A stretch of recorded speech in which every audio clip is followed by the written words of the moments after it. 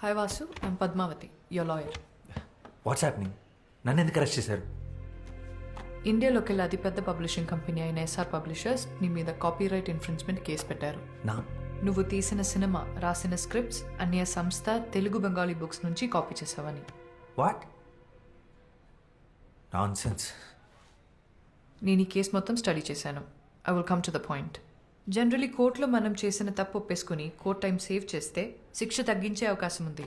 ఇదేమి మర్డర్ రేపో కాదు కాబట్టి సింపుల్గా ఒక 6 months జైల్ ఆర్ మన టైం బాగుంటే జస్ట్ ఫైన్తో కూడా బయటపడచ్చు.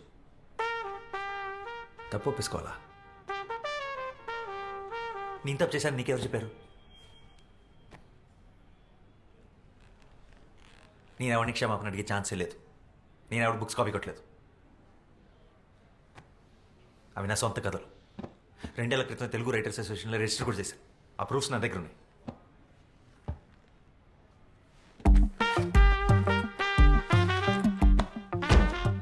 ఇవి 50 years బ్యాక్ పబ్లిష్ అయిన books. Exact same to same రాసావు. అరే, కాపీ కొట్టేటప్పుడు కనీసం క్యారెక్టర్స్ పేర్లు మార్చాలన్న కామన్ సెన్స్ కూడా లేదంటాయా నీకు? యాసిడ్స్ రాసావు. 5th class పిల్లోడు చదివినా చెప్తాడు నువ్వు కాపీ కొట్టావని. చూడు, ఇంకోసారి కాపీ కొట్టానంటే మర్యాద ఉండదు. ఈ పుస్తకాలు నేను ఎప్పుడు చదవలేదు. ఇది ఎవరు రాసాడు నాకు తెలియదు. అసలు నాకు బెంగాలీ రాదు. డాక్టర్స్ దగ్గర, లాయర్స్ దగ్గర అబద్ధం చెప్పకూడదు. నిజం ఒప్పుకుంటే నీకే మంచిది.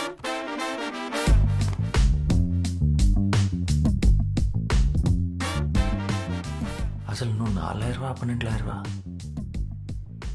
ఒప్పేసుకో, నేను దాని నుంచి వద్దు ప్రశ్న. నేను కాపీ కొట్టలేదని నీకు అర్థం కావట్లేదా? హలో, మెల్లగా. నాకు అర్థమైతే సరిపోదు. కోర్టుకి కావాల్సింది ప్రూఫ్, నువ్వు కాపీ కొట్టలేదని. అది ప్రూవ్ చేయడం లాయర్ నీ బాధ్యత. ప్రూఫ్ చేయడానికి ఇందులో ఏం లేదు. ఎవిడెన్స్ నీకు అగేన్స్ట్ గానే ఉంది. నీవు అలాగా వచ్చి వేరే లాయర్ని పెట్టుకుంటావు. Okay, good luck.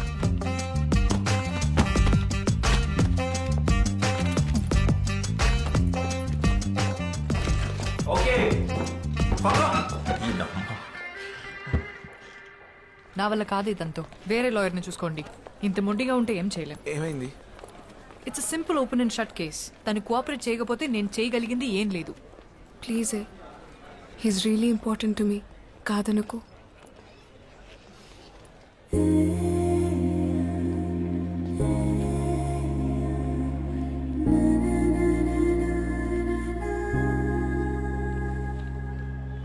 బా, ఏమవుతాడే నీకు?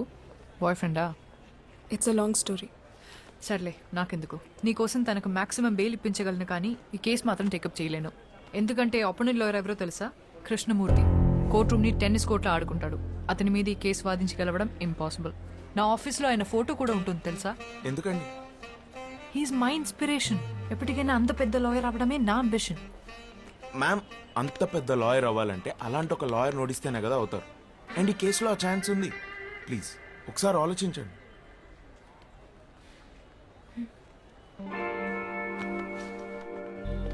Copyright case OS number 234 of 2021. Complainant SR Publishers accused on Vasudev Ganta. Yes, proceed.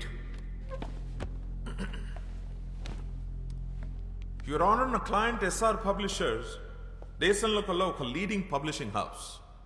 50 సంవత్సరాలుగా దేశ సాహిత్య సంపదకు ఎంతో కాంట్రిబ్యూట్ చేశారు, యువర్ ఆనర్. నా coming to the point, the issue here is Vasudev అనబడే ఇతను నా క్లయింట్ ఇంటెలెక్చువల్ ప్రాపర్టీ అయిన Astitva, which is the best sold novel, దాన్ని కాపీ కొట్టి స్క్రిప్ట్ గా మార్చి ఒక సినిమా తీశాడు. That is not all, your honour. ఇంకో 2 పుస్తకాలను కూడా కాపీ కొట్టి అలాగే స్క్రిప్ట్ గా మార్చి బాలీవుడ్ లో ఒక ప్రొడక్షన్ హౌస్ కూడా అమ్మేశాడు mister Vasudev.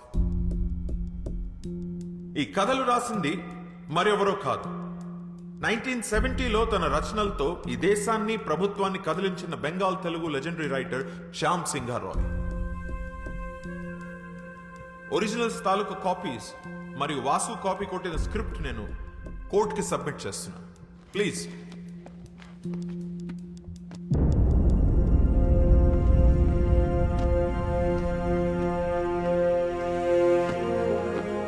it's a colorable imitation of the original with the sole purpose of deriving profits.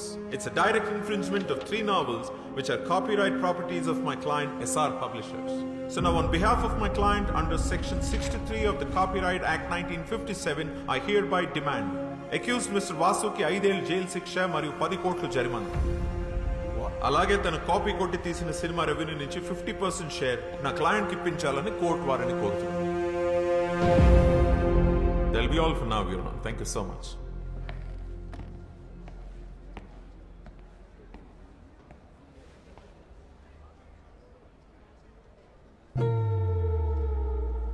Defence దీనికి మీరేమంటారు? ఇప్పటికైనా ఒప్పేసుకో. Impossible.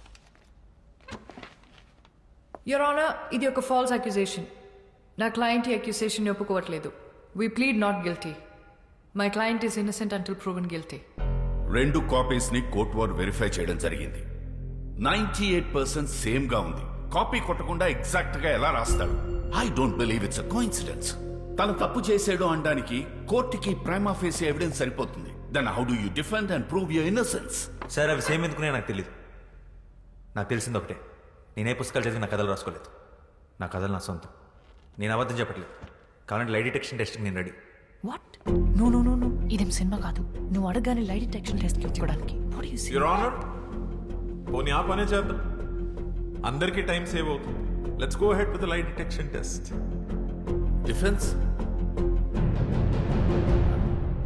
That is the request from the defense, sir. Okay. Section 45 selection of evidence కింద forensic department వారిని mister Vasudev మీద lie detection test చేయడానికి అనుమతిస్తుంది.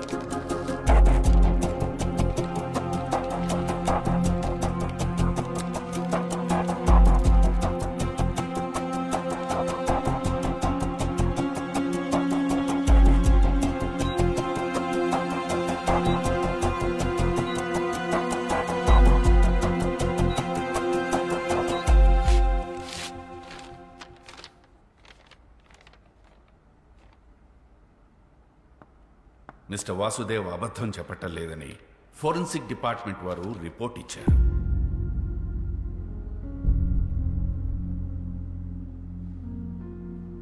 Your honour, లై detection test ని కొరాబరేటివ్ ఎవిడెన్స్ గా తప్ప కంప్లీట్ ఎవిడెన్స్ గా తీసుకోలేదు.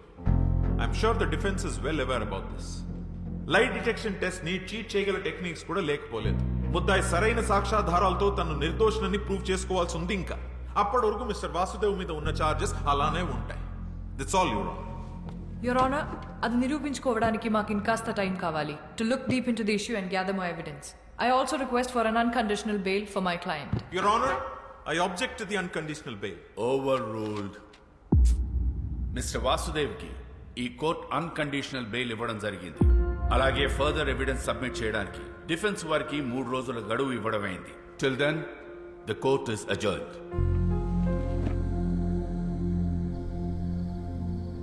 నేనైతే కాపీ కొట్టాడనే నమ్ముతున్నాను.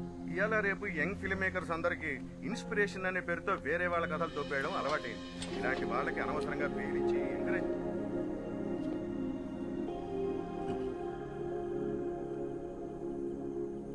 ఎలా ఉన్నావు? బాగున్నాను.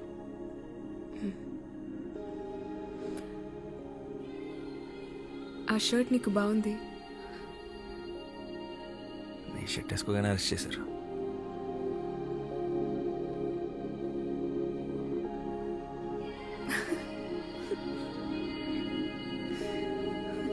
But thank you. హలో, నీకు బెయిల్ ఇప్పించింది నేను. నాకు చెప్పు థ్యాంక్స్. ముందు నువ్వు నన్ను నమ్ము, అప్పుడు చెప్తాను. ఎలా నమ్మమంటా? నువ్వు రాసింది ఎగ్జాక్ట్గా బుక్స్లో ఉన్నట్లే ఉంటే. అదే నాకు అర్థం కావట్లేదు. మరి ఎంత సిమిలర్గా ఉంటాయంటే. ఏదో ఒకసారి బుక్స్ లేవు.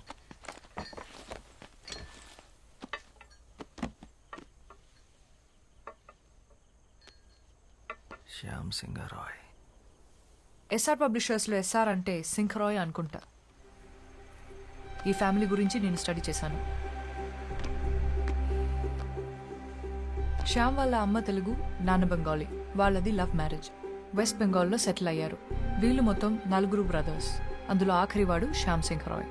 వెస్ట్ బెంగాల్లో ఖరగ్పూర్ డిస్ట్రిక్ట్లో కాలికాపూర్ అనే గ్రామంలో జన్మించాడు శ్యామ్.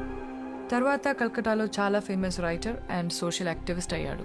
1977 తర్వాత తనేమయ్యాడో ఎక్కడికి వెళ్ళిపోయాడో ఆ ఇన్ఫర్మేషన్ ఎక్కడా లేదు.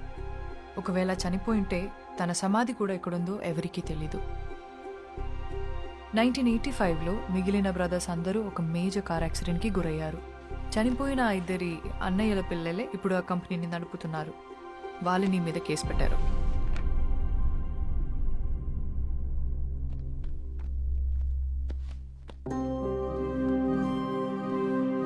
శ్యామ్కి సంబంధించి ఈ బుక్స్ మీద పెయింటింగ్స్ తప్ప ఫొటోస్ ఏమీ లేవు. అండ్ వీళ్ళ మదర్ తెలుగు ఒరిజిన్ అవ్వడం వల్ల శ్యామ్ తెలుగు భాషలో కూడా ఎక్స్పర్ట్. చాలా బుక్స్ తెలుగులో కూడా రాశాడు.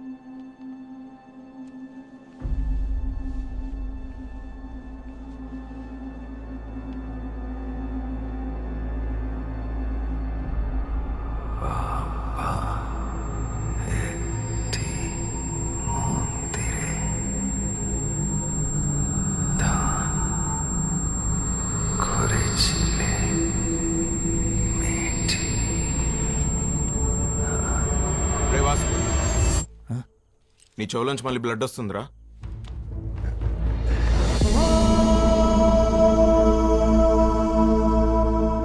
ఆ బ్లడ్ ఏంటి? వీడు అప్పుడప్పుడు ఇలా జోన్ అవుట్ అవుతున్నాడు. అది జరిగినప్పుడు వాడికి ఏం గుర్తుండట్లేదు. అలా జరిగినప్పుడే ఇలా బ్లడ్ వస్తుంది. అదేంటి, ఎన్నిసార్లు ఇలా జరిగింది? చాలాసార్లు జరిగింది. మనం గొడవపడిన రోజు కూడా వచ్చింది.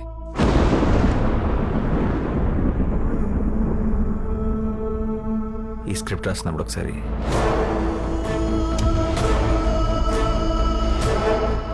షూట్ అప్పుడు ఒకసారి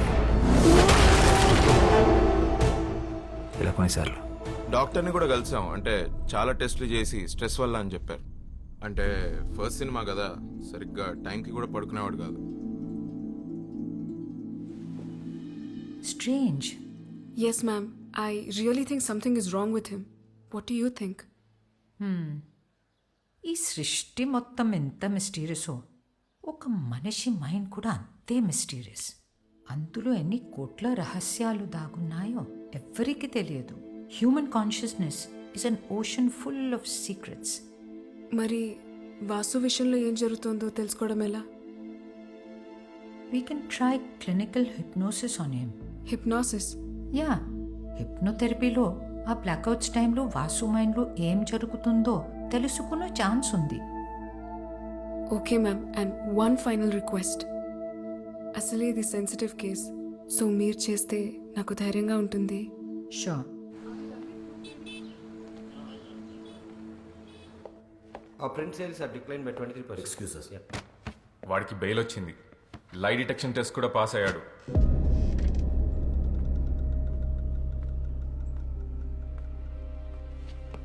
కాకు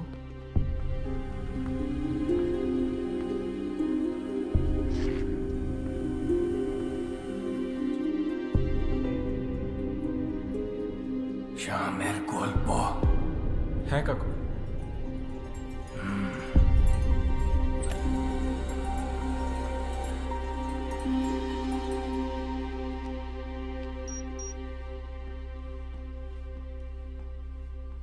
Sit.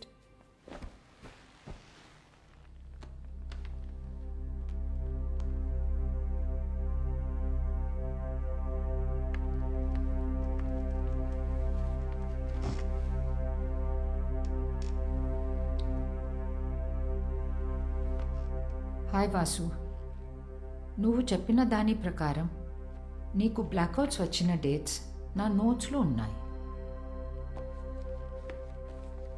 Vasu, I'm going to start the procedure now.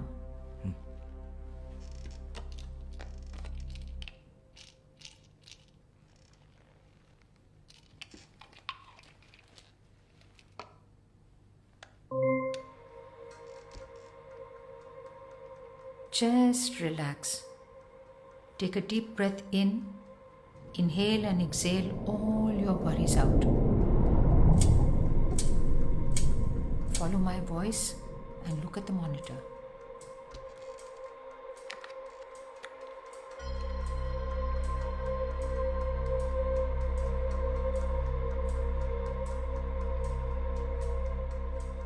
E-book, నీ లైఫ్. ఇవాళ డేట్ ఎంతో తెలుసా? August 17th.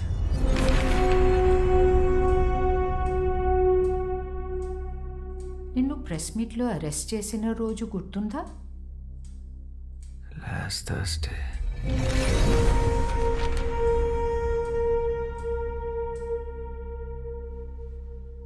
నీ మూవీ ఏ రోజు రిలీజ్ అయింది? July 7th.